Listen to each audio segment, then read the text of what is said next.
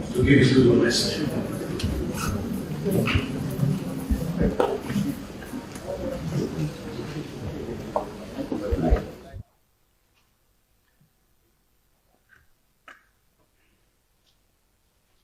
We don't have any other place. The nation belongs to all of us. We're here talking. The organizer, Honorable Speaker, spoke first, welcomed all of us, followed by the Senate President. We all know their positions in this country. Senate President is, by virtue of counting this country, is the number 3 man in this country. The Speaker too, the number 4 man in this country. His Eminence spoke as well, and you can see the trajectory of everything that they are saying the same thing. The gatekeepers of their nation are here, the service chiefs. And if you look at this all, on the average, the age of each and every one of us here is between the bracket of 50 and about 60, early 60s. And anybody can challenge me if I'm wrong. Our dear country that has brought all of us together here, the youngest serving governor is only 46 years old. And we all know the demography of this country. The demography of this country is above 50, all the way to age of dependency is less than 30%. But between the age of 18 to under 40, we have them in numbers of more than 70%. And we're talking about security here. Who are the active participants whenever we have breakdown of law and order? It is the average age of 18 to 39. And that's the truth. Are they ghosts? Are they invisible? The answer is no. They are human beings. Even our laws, our constitution, they will say at some point, very active civil servants will live on the average of 60 years old. Because they know why. Because they are getting tired. Maybe the judiciary extends till 70 years old. Some 65. They wouldn't say 35 or 30 years, whichever comes earlier. We all know all these laws. But every time we're talking the talk, we're talking the talk. Number 2 man, number 3 man, number 4 man, they are all saying the same thing the way His Eminence said it. And the participants are not faceless. They are not ghosts. It is very idiotic and stupidity for us to be doing the same thing over and over and over again and expect a different result. We will continue to get the same result. Let's be very truthful and honest to ourselves in this country. We all know the problems. How well are we carrying along these people in that age bracket who are representing that age bracket in this hall? The answer is no. We are not engaging them at all. But whenever we want to go for political posts, appointments, we go back to them. We know the good, we know the bad, and the ugly in their category. As traditional rulers, they are the most active in our system. Let us tell ourselves the truth. They are hungry and they are angry. I repeat, they are hungry and they are very angry. All of us that are here, I'll be very happy if anybody can raise up their hand and say, I can go to my area of constituents my local governments, and I can stay there in peace for 1 week. Who can do it here? Including our gatekeepers. Who can do it here? Including the Senate President, including the Speaker. But you left the traditional rulers. You left district heads, the Baales, to continue to stay there.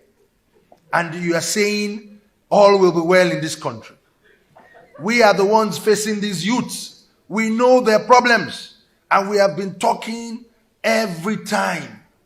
You sit in beautiful offices and you all think all will be well. Let us be very truthful in this country. Look at this beautiful building. As beautiful as this building is, if the foundation is wrong, the entire building will collapse because the foundation has a problem. In this gathering, the Senate President mentioned the key factor, the collapse of local government. It has collapsed. Let's be very truthful to ourselves. It has completely collapsed because that's the only arm of government that is, number one, the foundation of this country. You don't have any other foundation. We are only building on a castle that has been completely broken down.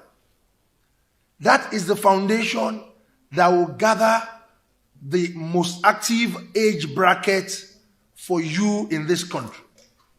You say we have 774 local governments and several wards. Where do we have the wards being put together? It's under the local government constituency. They are underfunded. You don't even reference them for anything. You don't even care about their administration. Where did we get it wrong in this country? We all have faults. All of us here. If we keep talking every time, we will not get any result. It's getting worse. They are getting more emboldened.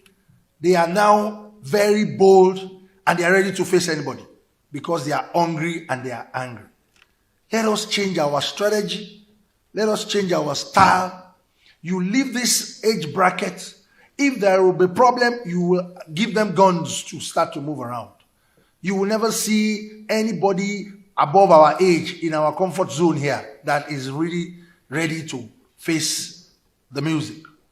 It's very important for all of us to know that we are not all safe. We are not safe at all. Let us engage a lot of youth organizations that are very relevant, that understands the local government administration, the governance within every district, every category of the localization of this country. It's very important for us, and continue to engage them in every program we do in this country. You have neglected that category completely. The whole we are right now, you have neglected them because they are not represented here. They are not at all. So what are we going to come out here to talk about? And that is our foundation. It is our foundation. We should be very serious in this country now. We should talk very seriously. This issue of security, this national security, is not the problem of the service chiefs. It's not the problem of the lawmakers. It's not the problem of the executive arm of government. It's the problem of all of us. How many of this active population that are under you that you are taking care of? What's the essence of you being a politician? That you cannot even move around freely. You cannot. Nobody. Do you think Abuja is only Nigeria? Or Lagos is only Nigeria? 36 states of this country. Some people are there, you left them, you abandoned them, and you are making laws and you are administering. What are you administering? I do not know. So let us talk to ourselves very seriously. The people that are not ghosts, these people that are agitating left and right, we need to engage them. We need to actually engage them and separate the corn from chaff. We know the good and the bad amongst them. We can easily separate them by engaging them, draw them closer. And I will give you a good example from my own community. Ife Modakeke war has been the very strongest communal clash in southwestern Nigeria. It's been on for a very long time. But what did I do? A very practical experience. I decided to engage the youths. For me to engage them one-on-one so that I can separate the bad one and the good one. Something happened recently. We almost had another breakdown of law and order. The boundary line of the two communities, some people started shooting sporadically. And the two communities started converging and moving away from the boundary lines. And they were agitating. The war has started again. The war has started again. I had to come out and call the youth around that we need to do it at the dead of the night. Let us go to the boundary and see the people that are doing all these things. Lo and behold, we went to the boundary and we realized that the youths of the two communities are trying to protect their own territory. At the end of the day, it is just an artificial noise that they are just raising. If we engage the people that are active, it will be a lot easier for each and every one of us. On this note, I want to thank the organizers and I want to tell us that enough of us talking the talk. Let us walk the walk. God bless us and God bless Nigeria.